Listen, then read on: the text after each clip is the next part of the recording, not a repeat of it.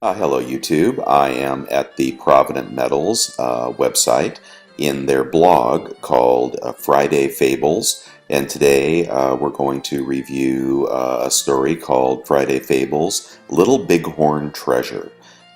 This link to this story in the Provident Metals website will be down below in the description.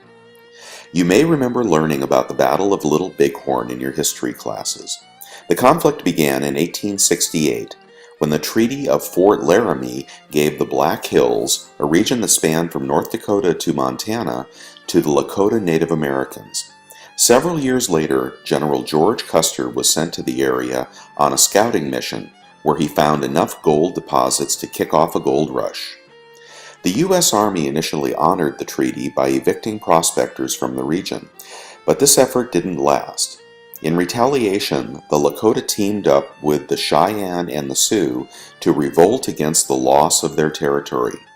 In 1876, General Custer and the 7th Cavalry Regiment, a battalion of 650 men, were dispatched to end the Native American uprising.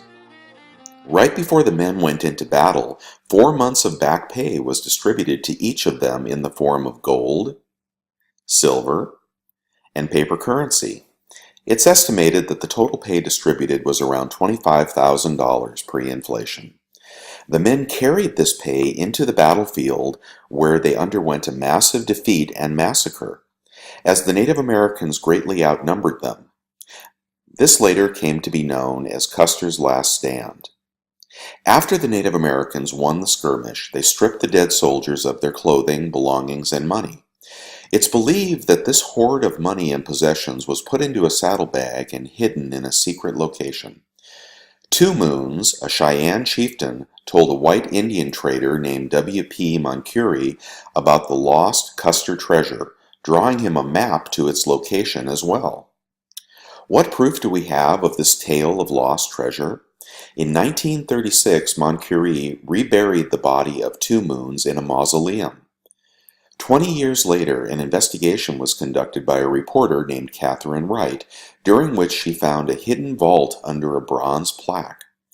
The Cheyenne agreed to open it for her, and a mysterious envelope from Moncure was found inside, along with stone tools and other Indian relics.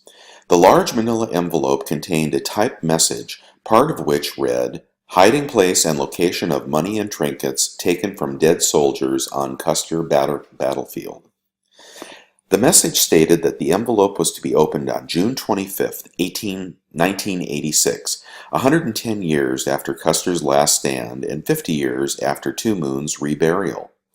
Wright received permission to open the envelope in 1957 after publishing a story about her findings. But when she went to retrieve it, she found that someone had broken into the vault and stolen the envelope along with some of the other artifacts. It is believed that this envelope was the only reference to the final location of the lost Custer treasure. Since the theft, the treasure has never been reported as found. It's possible the thief discovered the treasure and kept it a secret, or the treasure may still be hidden somewhere. In addition to the lost Custer treasure, there's one more treasure associated with the Battle of Little Bighorn. During the time of the battle, Captain Grant Marsh was navigating a military supply boat called Far West along the Bighorn River to deliver reinforcements and supplies to General Custer. However, he caught wind of the bloodbath that had occurred, and his mission turned into a rescue effort. He loaded 51 injured soldiers onto his boat.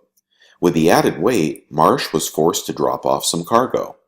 It just so happened that Marsh had $375,000 worth of gold bars aboard his boat.